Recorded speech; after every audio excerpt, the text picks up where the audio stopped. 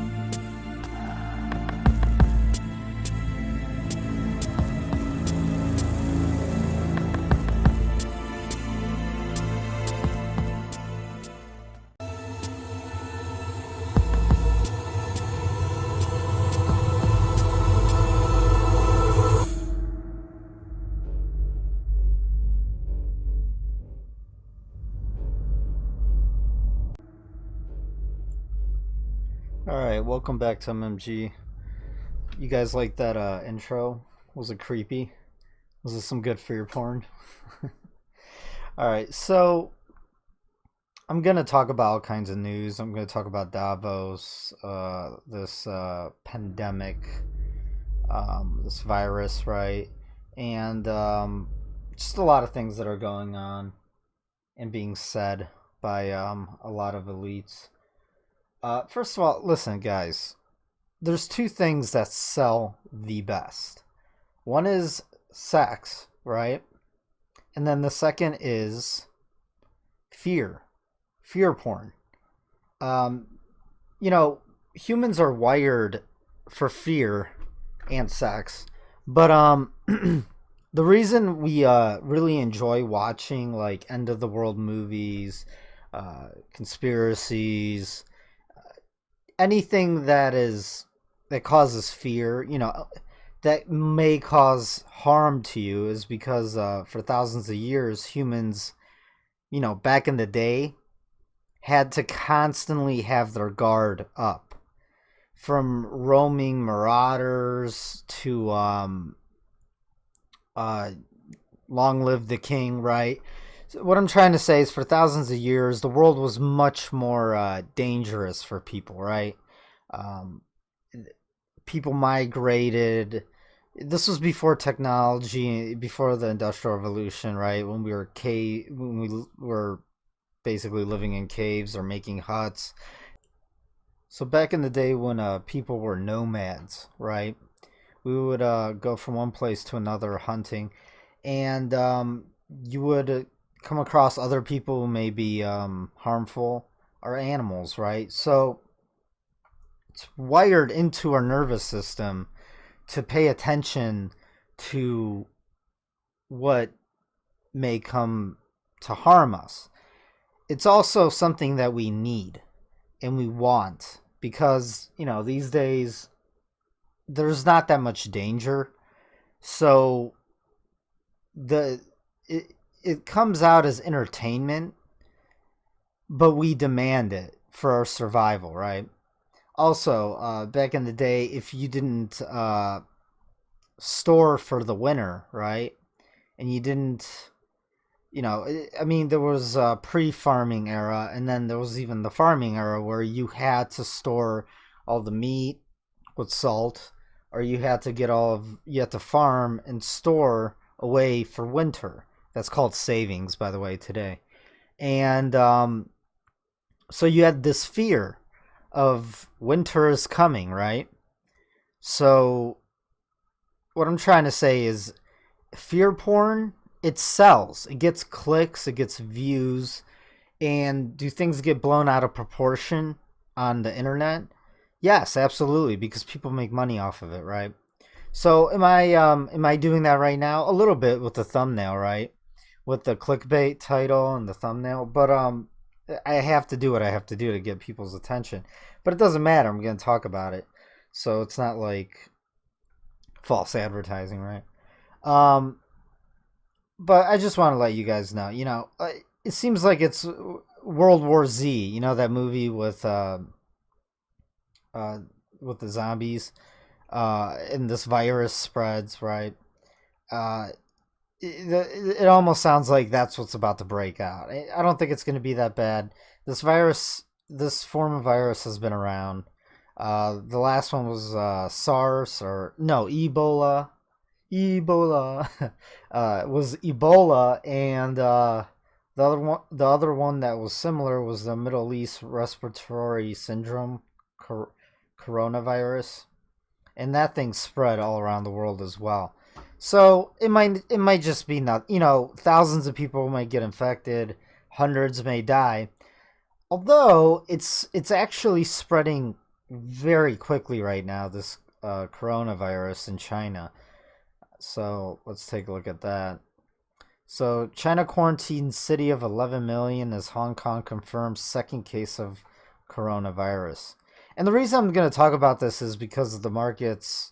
They're blaming this for the market sell-off, even though that was going to come either way. But this is a good way to divert attention from, like, let's say, the underlying real issues, from debt to repo to trillion-dollar companies now, a bubble stock market, and QE. I'm going to talk about that anyways later. But they're sort of saying if there's a sell-off, it'll be due to this, right? Although it does affect the Chinese economy, right? So I lived in China during SARS. It is scary. It also practically shut down the economy for several weeks as people stopped going out and stopped traveling. China's economy is the second largest in the world, right? So here's total wealth, or you could say the size of economies, right? Here's United States. It's about 30% of the world, but China's coming up on 20. And Japan is actually third, which is very surprising because it's just a small island, right?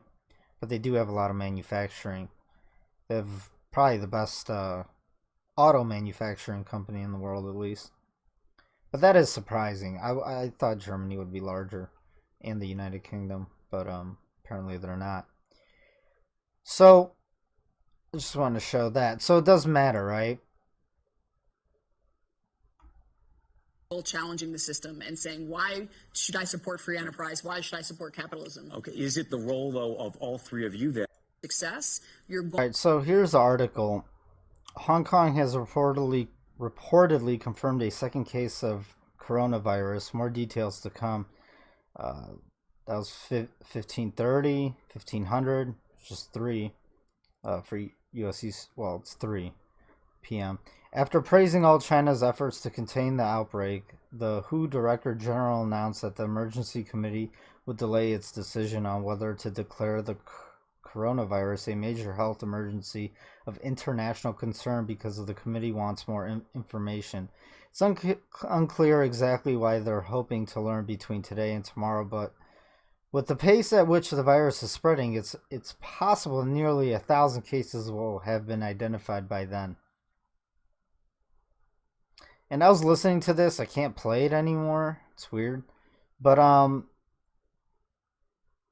I they're I don't know. They seem concerned, but at the same time, it seems like they don't know what's going on yet. But they don't know if it's droplets or if it's airborne. It's probably droplets. So what's droplets? When you sneeze, right? A little bit of fluid that comes out. like a drop, and then someone touches it with their hands, then you might touch your face or near your eyes or mouth or even nose or ears, and that's how the virus enters your body. If it's airborne, then that's what's that's the pandemic. That's when it like spreads across the world, and millions and millions get taken out. I don't think it's probably not airborne because it would have spread much quicker. By now there would be tens of thousands. I mean, maybe there is. It's too early to tell. But it's probably not airborne. But it can mutate to be airborne.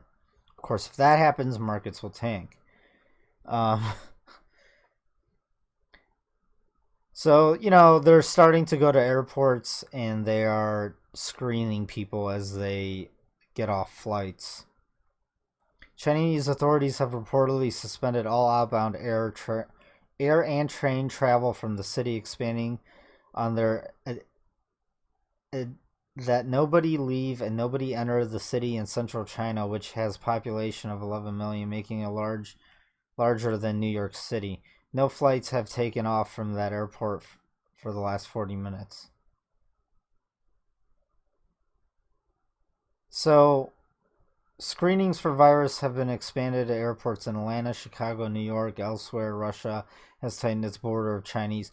So here's the thing. I mean, right now, for the short term, before they can figure out what it is, they're shutting down flights and tightening borders and not letting people in and out. So just from that, I mean, it's not good for the economy, but I don't know how serious it is, right? Neither do they. But they're acting like it can be very, very serious. So I was saying in the chats, if they're constantly talking about it in the news, then it's probably not that serious. Because if it was very serious, they wouldn't want to cause a panic, right? And they wouldn't talk too much about it. That's what I believe personally. Although you never know, because this is an international problem, right? And they can't ignore it when it's this big, and it started in China. Outbound transportation of a capital city is unprecedented in China since 1949. Wuhan is home to 11 million more people than any city in US and many in Europe. Think about how challenging the quarantine will be. So, I mean, if you've seen like zombie movies or any movies, at first, it kind of works. There's curfews, this and that. But once people start running out of food and stuff and they can't go out, things get chaotic. And that's how it could spread even more, right? So, listen, I mean, it could be serious if it's airborne. And if one out of, let's say, even 100 die, because what it does is it causes the flu, a severe flu. And if your immune system can't fight it off, or sometimes if you have a strong immune system, it can't fight it off. I don't know. It depends on the virus. Then a percentage of people, because there's been a few people who've gotten this virus, but they haven't died. But again, it mutates from person to person, or who knows? Maybe. So I did some reports in college about antibiotics, and the more and more people take antibiotics and they don't take it as prescribed, like they don't finish the full cycle, the weaker the antibiotics become, and the stronger the viruses become because they adapt to the antibiotics. So and not just that, like I don't want to get into the other thing, right? Vaccines, because it's like totally censored, right? So, but the thing is, these you never know. There could be one day a virus that just can't be stopped, and it'll turn out to be like the modern day Black Plague. And then you get all conspiratorial. That's a way to depopulate whatever. But right now, I don't know, guys. I just don't know. I'm just giving you guys updates. As Beijing scrambles to contain the coronavirus as the number of cases discovered in China around the world soars, Japan Times reports that government officials have canceled some Olympic qualifying events in China.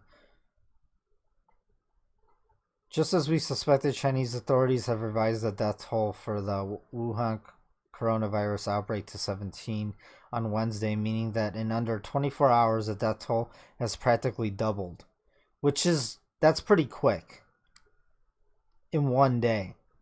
I know 17 doesn't sound like a lot, but if 17 have died, that means there's probably thousands and thousands of people who have it.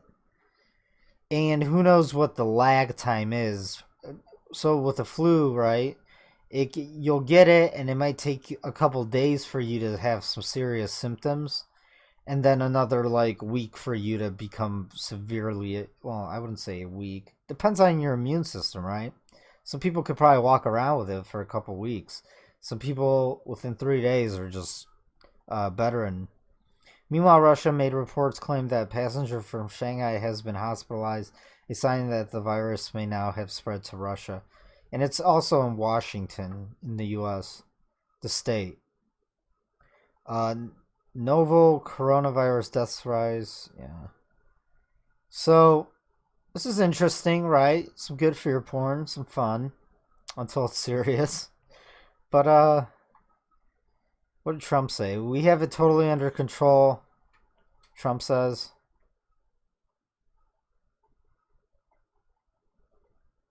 Here's a map of it spreading in China.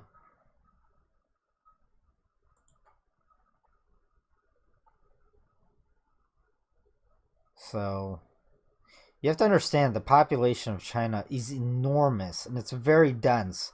In the past decade, like more than half the population has gone into urban cities where, I mean, you're just in cities with tens of millions of people. So if it ever becomes airborne, and China was the starting location, it really could spread, right? Like throughout the entire country, or at least the major cities. And then from there, as Chinese like to travel and take pictures of everything, it could travel around the world very, very quickly. And, a lot of foreigners go to China as well. I mean, China's the second largest economy in the world. A lot of things are being built there, this and that. And you have contractors, a lot of contractors who build buildings and railroads and whatnot. Things that no longer are being built in the U.S., really, because of regulations. Which is funny because I was just watching a video from Davos, right?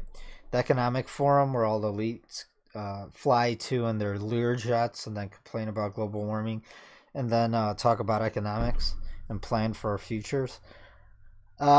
Jamie Dimon was talking about how in the U.S., essentially, there's so many regulations, you can't build anything. To build a bridge, it takes you like a year. Like in China, in California, they've been trying to build a high-speed rail, but they can't even get it started. So here's the newsroom of Wolfpack, of MMG, and I post a lot of important things, funny things. A lot of you guys like it a lot. So, where's the video?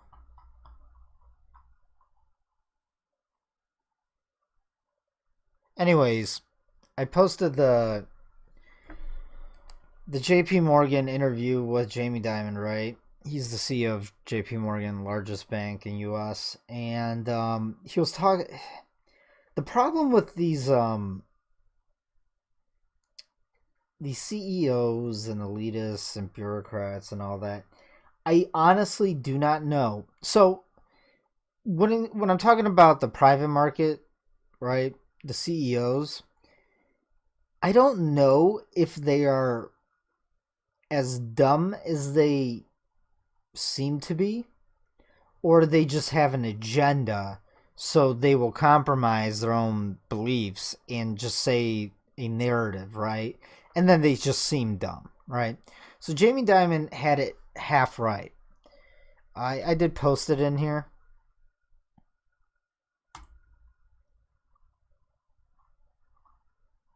Yeah, it's right here, this interview. And he's talking about how how policymakers, right, government, need to make better policies to have economic expansion and growth. But he doesn't get it. If there was just less policies, period, then you'd have more freedom and then more growth. They contradict themselves nonstop when they talk, and they seem like complete idiots to someone who understands economics. Unfortunately, most people coming out of Ivy League schools and economists, they're literally all socialists. And that's what Keynesianism leads to, is essentially socialism. But either way, the U.S. is already socialist. It's been socialist. There's been no free market here for many decades. Anyway, but the fact that he doesn't even know that in the first place, right? Maybe he won't talk about that. But it doesn't matter because he contradicts himself when he talks about policies. He says, well, you need to manage better and create policies that work. Okay, well, let's say this president has good policies that do work, but the next one won't because it's a democracy. And obviously, the public's pretty dumbed down from publicly ran schools, right? And they will always vote for free stuff, and that leads to bad decisions because the politicians don't care about the long term. They only care about the short term, so they stay in power. And if you can't understand that, then I don't know how you're running the largest bank in the world, right? Or is it Bank of America? I'm not sure. I'm pretty sure it's JP now. Anyways, it's largest in the U.S. So actually, the largest bank in the world is in China, believe it or not. But who knows? Those numbers could be fake. Who knows? There's a bunch of bank runs being that are happening in China right now, actually, but we don't see it in the Western news, right? Nothing leaves there. Anyways, let me get back to Jamie here, and I listened to these. I listened to some of these Davos interviews, and I mean the hypocrisy and they contradict themselves constantly. They do not understand economics. So this is what scares me. This is the point. The point is, are they really that stupid? Or do they just have an agenda? I want to lean more towards the older guys and the guys like Jamie Dimon. I think they have an agenda. I do believe they're very smart. Okay, and they understand economics. They understand Austrian economics. It's just that the problem is free markets don't benefit them. Socialism does. That's why all these it's funny, right? Corporations push socialism. Well, there's a reason behind that, so they can keep their monopolies because there's no competition in socialism. And then, but it's funny because he did say that. Listen, you'll have commissars, right? So government officials walk into board of directors and kind of tell the companies how to manage their businesses. That's what they did in Russia, right? And then companies will become political. I mean, they already have on their own, right? The big tech giants.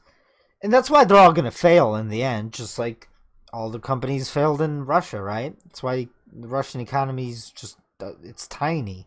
If you look at it, people think Russia's so powerful because, landmass and military, but they're not. Their economy is just, I mean, they're all poor there. The only people who are wealthy there are bureaucrats or criminals, right?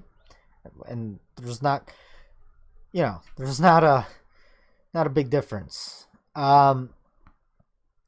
Trump says in Davos speech that he could get used to negative interest rates. That is the dumbest shit I've ever heard. Obviously, if negative interest rates worked, they would, Europe would be booming, but Europe is weaker than the U.S. The only reason U.S. stock market's rising and everything seems fine right now is because, one is repo, right, not QE, and then the fact that the U.S. has the highest interest rates. Now, you have to understand, with negative interest rates, that's good for government, right, and for government spending. The problem is that it destroys the economy. I mean, negative. Who's gonna lend money to anyone? I don't know. Why would you lend someone money if they don't have to pay you interest? You lose money because they actually get paid to borrow money. That's insane, right? But this is how insane the world's become, and this is how. We're at the final stages of this Ponzi scheme, right? Eventually, they will come out with MMT, modern monetary theory, and inject the economy with helicopter money. Literally, give the plebs like welfare every month, and then hyperinflation will eventually pop up. And they don't expect it because they've been trying to get more inflation. They can't. That's because of the surmounting debt, because there's interest on the debt. But once all the debt defaults, and it will. That's when you start getting the inflation. And Trump just wants the Fed to keep lowering rates so we could compete and get that cheap money, because he's viewing it from a real estate investor perspective. Well, yeah, give us that the cheap money so we could build infrastructure, bring back jobs, grow the government with Space Force. Another black hole. So, in a way, for the short term, what everything Trump is doing is good. For the long term, it's very, very bad. At this point, I think they're just keeping the plates spinning, guys, and the music going, because they don't know what to do. And they're so scared to death of a correction. And, I'm listening to these guys at Davos, and they're all hinting towards a huge correction. Except this guy. The boom. Except this guy. You guys can watch this interview as well. So Bridgewater, right? CIO. It's not the chief financial officer, but it's the CIO, co-CIO. Anyway, this idiot. He literally said this time it's different. This time it's different, guys. That's what they always say at the peak of a bubble. And this is Bridgewater, right?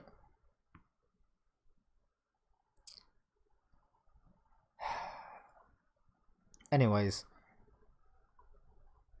Well, that's Ray Dalio's hedge fund. At the same time, he was saying, Ray Dalio's saying that gold's going to go over 2,000 this year, which is amazing. We finally have the largest fund managers agreeing with me now, but everyone's ignoring them because, believe me, if people are taking Ray Dalio seriously as well, gold would be at 3,000 already, and my mining stocks would be up like 10, 50, 100, 500x. Kudlow, Fed's T-bill purchases are basically QE. It's funny that they're all starting to admit the truth, and I feel like they feel guilty, morally, and they're saying it to cover their own asses when shit hits the fan, because when it does, it's going to be so horrendous. They're going to say, hey, listen, guys, I warned you, don't tar and feather me. That's kind of how I view it. So phase 1 trade deal doomed from the start. The skepticism mounts about purchases. Yeah, like I said, guys, it's not that great. You can read this article. I'm not going to dive any deeper into it. Again, the new USMCA, it's NAFTA light. That's all it is. I'm not going to talk about that. I was making fun of the Peloton bicycle thing. If you're in the newsroom, See, if you're not in the newsroom, you miss out on funny stuff like this. And you should be in the newsroom. Links below the video. So Wall Street lost ground on Tuesday because of the virus. That's what they're blaming it on. Oh yeah, and Greta's there, right? Special child. And it's... Listen, oh yeah, and Jamie Dimon was saying that he was all about carbon taxes. That's what it's about, guys. And listen, these corporations, they would love a carbon tax because they pay, let's say, percentage-wise, a small percentage, and they'll pay their carbon footprint. But you have to understand, all that carbon tax, it goes to the government, right? And then the corporations get tax breaks, and then they don't have to pay the taxes. But who pays it? We do, the plebs, the middle class and below, right? And because it'll get passed on to us through all of the prices for goods and services, and then you might actually one day see a direct carbon, it'll be in your utility bills and whatnot. But this is just another form of wealth distribution from the poor and the middle class to the rich, and to bail out the system, the entire stock market and corporations. That's what this really is about. It's not about the climate. They don't give a shit. Listen, guys, I mean, they fly their Lear jets and have their super yachts. If they give up all those things, I'll listen to them. But even then, I won't agree. But the hypocrisy is just ridiculous. And there's just no science backing it up. Absolutely nothing. Guys, plants... A volcano that just erupted put out more carbon emissions than the entirety of humanity in just 1 week. Do you understand that? A volcano that, like a few weeks ago or a month ago, something like that just went off. It's on my Instagram. Emitted more carbon than all of humanity in history with machines or engines and jets and car engine. It's insane. Coal plants, all the electric plants, they have filters. Guys, in the West, the air is absolutely clean. The waters are clean. It's funny though, because why doesn't Greta go to China or India or even South America, right? Because that's where it's all coming from. Because they don't care. And they know, and they won't. That's also, guys, they're globalists, right? They love China. They're making more than ever off of China. Bose sound system, right? The audio company, closing all retail stores in the U.S. They used to manufacture in the U.S. They started, and now they all manufacture in China, and they're just going to become an online company. It's insane.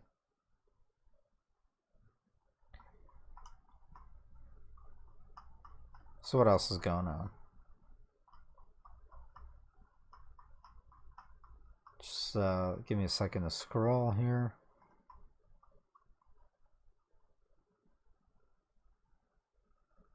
I guess we could look at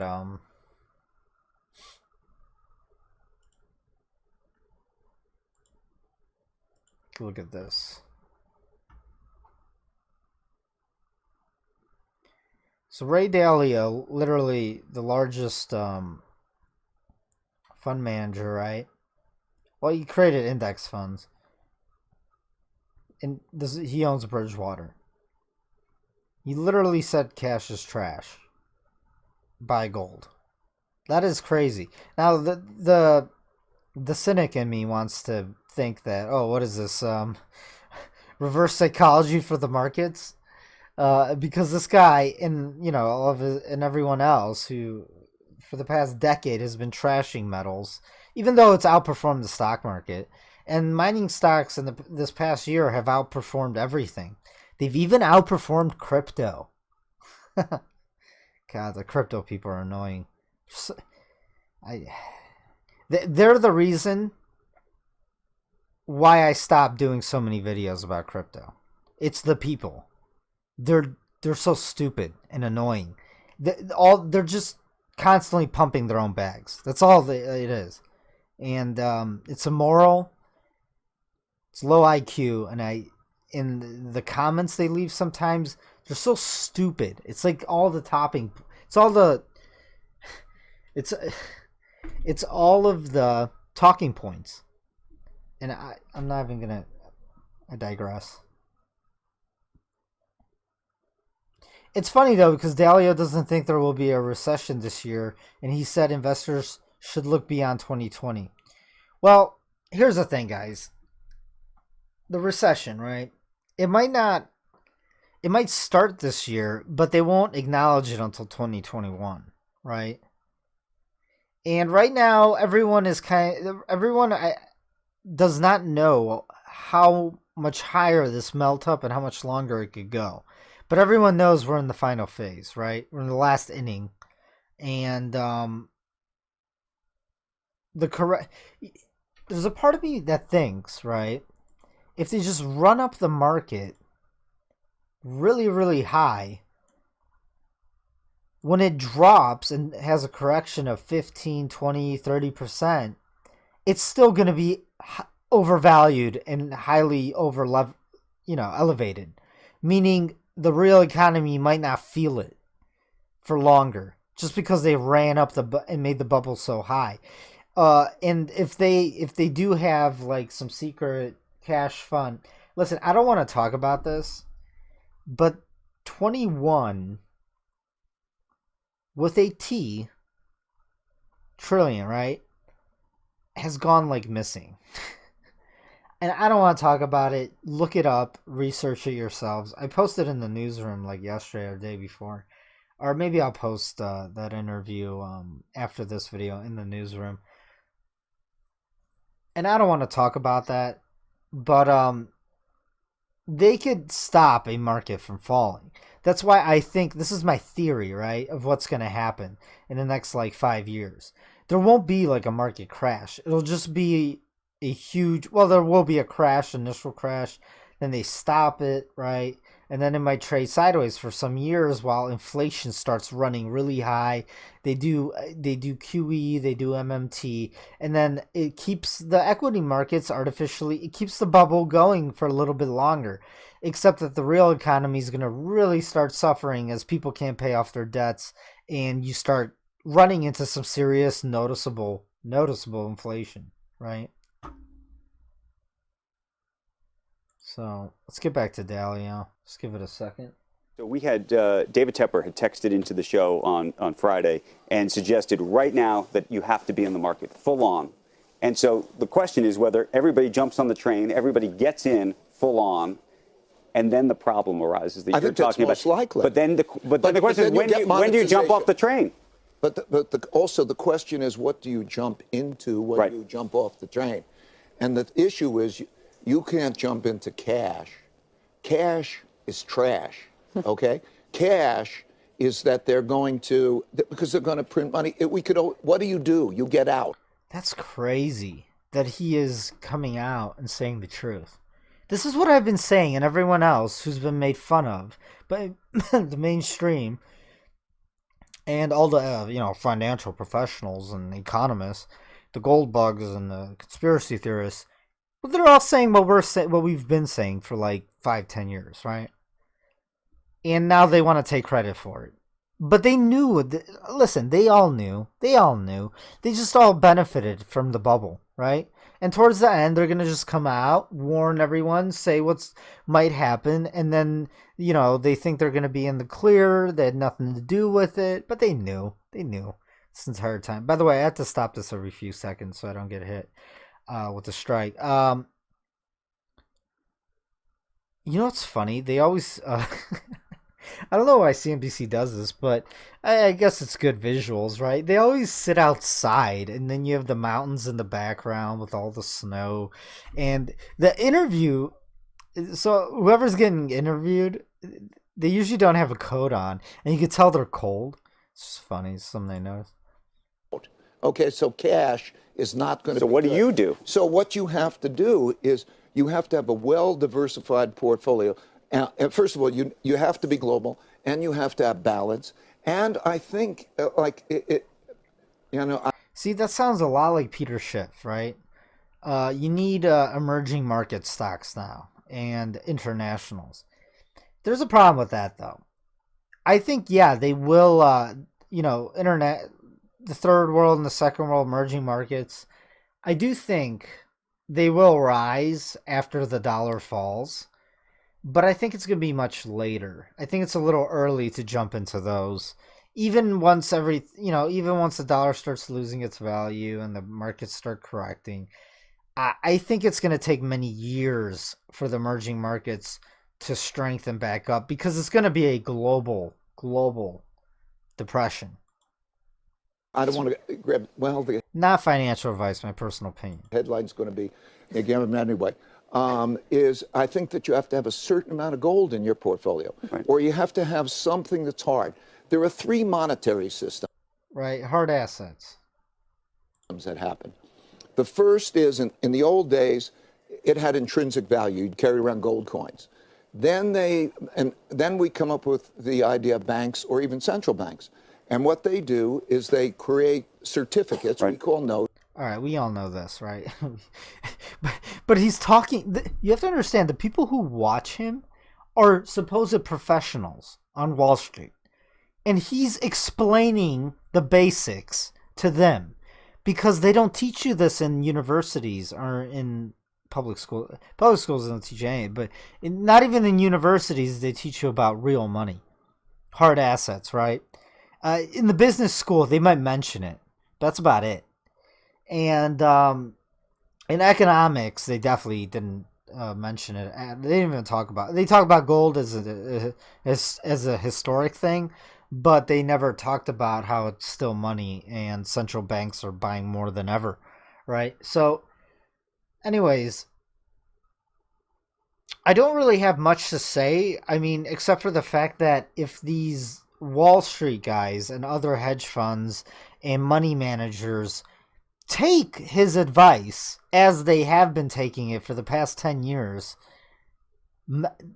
we're going to see, if just a small percentage, a fraction of them actually take Ray Dalio's advice and they just put 3, 5, 10% into gold, the metals market is going to go into an explosive bull market. It could even go into a bubble. Like 3,000 gold is nothing at that. So if every hedge fund, right, just put 3% of their capital into gold, just 3, I'm happy with that. Gold could easily go to 10,000 an ounce. Somewhere up there. I mean, don't quote me. I don't really know exactly. But there's so much trillions and trillions circulating out there. You could see $100 spikes in a day.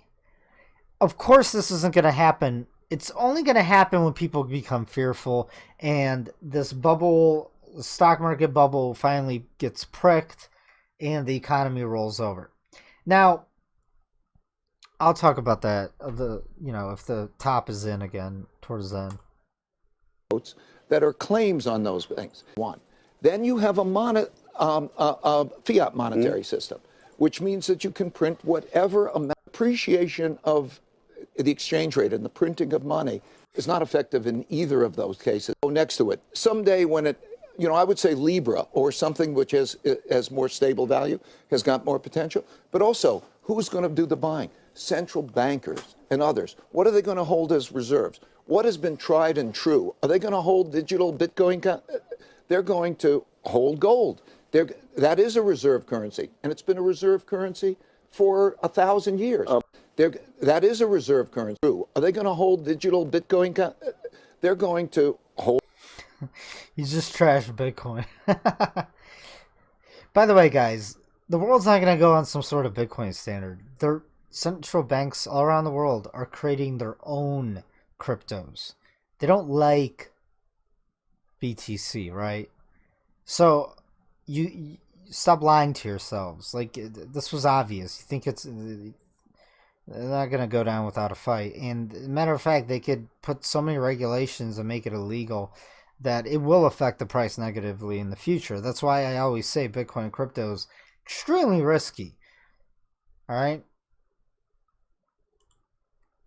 Gold. By the way, the trolls in the comment section, there's way more upside in mining stocks than there is in any cryptocurrency right now. That's what I truly believe personally. Listen, all those mad gains in 2017, it's over, all right? It's over. The bubble's over. Can we see something like that again? Maybe. But I have a feeling it's a little late. Like, it already happened. And the regulations, they don't want cryptos going back up into a bull market. They might let Bitcoin go up a little bit, right? But are we ever... It might, cryptos might go up if there's capital flight and the regulators lose control, but I doubt that's going to happen. So I'm just keeping it real, right? The mining stocks is where the life-changing money is. It's not in crypto. You can trade crypto, speculate, but... And by the way, this is how stupid crypto people are. They're like, well, gold only goes up like, $100 or a couple $100 a year. Yeah, and the mining stocks go up hundreds of %. And you could leverage trade on the stock market, guys. You could use options. There's 3x bull ETFs. It's better than going on some scam crypto exchange. I mean, there's a few that aren't scams out there. You get 100 leverage X, but you're going to get stopped out and lose all your money.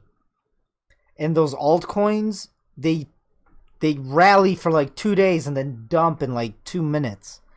So good luck with that. Like, people think like crypto is where you get those mad gains. It's not true. It's in the stock market. I've always made more money in the stock market. It's just that people in crypto don't know that because they never started out in the equity markets. That is a reserve currency, and it's been a reserve. Now, I'll give the crypto people a benefit of the doubt. Yes, Bitcoin, Ethereum, Litecoin, Binance, whatever, they all went up like insane amounts. But the likelihood of that happening again is much smaller than the more assured bet that the mining stocks are going to go up like those altcoins did in 2017. All right. I think it's more safe and more likely, and you have better odds with the mining stocks than you do with altcoins. All right, guys, that's all I'm trying to say. Reserve currency for 1,000 years. I don't want to. I know this is going to be the headline of gold. I want to emphasize a bit of gold is a diversifier. Okay, and that's the advice I can give. I know I'm going to come out of here like that entire time of what you were just making. Maybe there was so much of a lack of demand in the private sector following the financial crisis that it was able to absorb all of that. But coming to us now with that, yeah, look at that headline down there.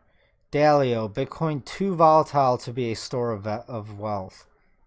Pretty much. At the risk of saying. But can it be? Yes. During very stressful times, and if people want to get their money around the world, and rich people usually are the ones to do that, then yeah, that'll push the price up when they all do that at once. And then after that, you'll get your middle class or retail investors who have a little bit of money. But betting on the fact that it's going to make you rich is... It's very speculative, guys. That's all I'm trying to say. Kind of like the boy who cried wolf too many times. I'm not saying you did, but we all were. The death of the bond vigilante. It's been well documented for the past 10 years. Now you're saying is the time to work. I think it's totally different. Well, I would say. Yeah, the boy who cried wolf, like Peter Schiff and the rest of them, right? They were right. They're going to be right. It's just that they're always so early. Like being a decade early and missing out on a equity, the largest equity bull market ever, sucks, right? And no one's going to listen to you after that. So, you know, these guys are smart. They're also insiders, right? So you have to listen to them when they're coming out with warnings that they've never came out with before. He's never talked about gold like this. I mean, yeah, he did in his book, but he did in his book. And his book's like probably 6 years old now. So, nah, he's talked about it. It's just falls on deaf ears when everyone's drinking the Kool-Aid. And when you're in a bubble, it's weird. It's like you don't see it, you don't know it. But they do. They're not stupid. When we are dealing, more can you push that? What does the next 5 years look like? Basis points of rate cuts, oh, then you can't do that, you go to QE, right? Right. And we're having trouble our normalizing. stimulant, Right. we don't have much stimulant. We have people at each other's throats over the wealth gap. And so what will the next downturn be? And also, why would you want to hold those? Why do you want to hold those at some point? I don't know. I could be wrong. I've been wrong plenty in my life. So I could be wrong. I'm just trying to describe, like, tell me why that makes sense. Yeah, there's no reason to hold bonds. Listen. Okay, so let's start with the market. Equity valuations. How do they look to you, given the on. economic fundamentals? All right. So even when Ray Dalio sounds like me, it's kind of creepy because you know we're definitely coming up on the end here. You guys have to understand with the dollar milkshake theory, who's gonna buy government debt? Central banks are. How are central banks gonna buy bonds? And you know they're talking about the bond vigilantes. How are they gonna? Because if the yields on the bonds, because the bond market's been in a bull market for like 30 years now. If the yields on the bonds rise and the bonds go into a bear market, so the price of the bond falls, right? The actual value of the bond falls, and the yields go up, what is that going to do? It's going to blow up everything. All these corporations with the CLO debt, right? And everything else. And the consumer. Everyone. Everything's drowning in debt. So they have to keep interest rates low. And then, not just that, that blows up the federal budget and the government. They won't be able to pay everything. Imagine when the feds have to start laying people off, right? And 30% of like the U.S. economy is like in some fashion, way, or form funded by the government. So they have to keep interest rates low. But what happens if they keep them low forever or even go negative? Well, the only person to buy those bonds would be central banks. How do they buy them? They print money. And then that money goes into the system. And eventually, all of that cash is going to rush out of the equity markets, out of debt vehicles, right? And these corporations sitting on all this debt eventually will start defaulting as well. Because as inflation rises and rises, what happens is the consumer dies. People stop buying things. Or first they buy things, but eventually they can't afford anything. I mean, when a loaf of bread's like $10 or $20, but your wages haven't increased because because companies aren't making money. They don't have profits. They're zombified, right?